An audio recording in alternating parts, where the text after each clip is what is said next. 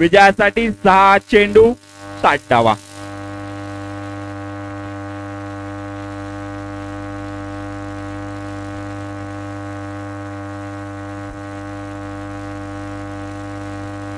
आणि गोलंदाजीसाठी या पंचक्रोशीतील एक युवा गोलंदाज, ज्या गोलंदाजाने जीपीएल मध्ये पर्व 5 मध्ये हॅट्रिक संपादन केली होती, मयूर आगरे, तोच गोलंदाज पाहायला मिळतोय. पाहूया गतवर्षीच्या हंगामामध्ये ज्याने हॅट्रिक साजरी केली होती तोच मयूर आगरे पाहायला मिळतोय.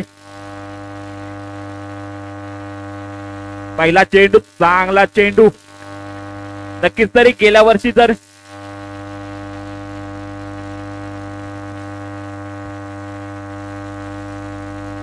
मयूर आगरे जो खेळाडू समोर फलंदाजी करतो योगेश भिडे, त्याच्या संघामध्ये गतवर्षी होता तोच मयूर आगरे. इथे मात्र योगेशला गोलंदाजी करताना पाहायला मिळतो या 6व्या पर्वामध्ये. वाईट चेंडू. धावसंख्या 31 धावा. एकदा मयूर रॅन्डम राऊंड विकेट. आणि इथे मात्र योगेश भिडेच्या यष्ट्या उद्ध्वस्त केल्यात.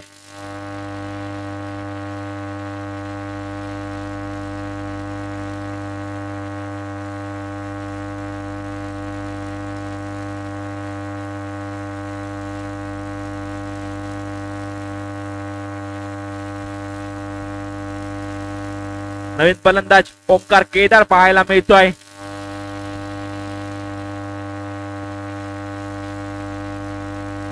नक्कीच तर एक चांगला फलंदाज आहे. कुठेतरी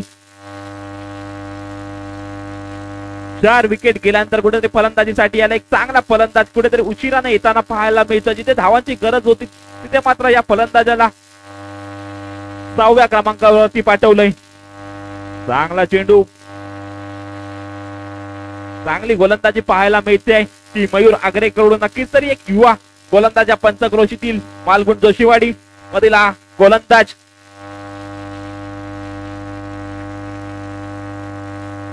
पुन्हा एकदा निर्धाव चेंडू. चांगला क्षेत्ररक्षण पाहायला मिळतंय तिथे निनाद सुर्वे याच्याकडून. कुठेतरी एकतर्फी होताना सामना पाहायला मिळाला. पहिला सामना एकतर्फी पाहायला मिळतो या स्पर्धेतील. आणि इथे मात्र बॅट पाहूया पंच. बॅटची कडा घेतली चेंडूने. चेंडू जातोय तो सीमारेषा पार. बाद होतोय फलंदाज. नवीन फलंदाज प्रितेश सुर्वे, जीपीएल, ज्याने ही गाजवलंय. कारण या स्पर्धेमध्ये आतापर्यंत 5 पर्व झाली आणि 5च्या 5 पर्व फायनल खेळणारा हा खेळाडू प्रितेश सुर्वे. नक्कीच तरी ज्याच्या नावावरती जीपीएल आहे तोच.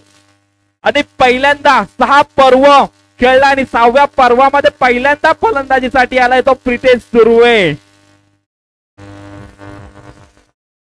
विजय होतोय तो बीबीसी भुतेवाडी संघ. विजयी संघाचे अभिनंदन असेल.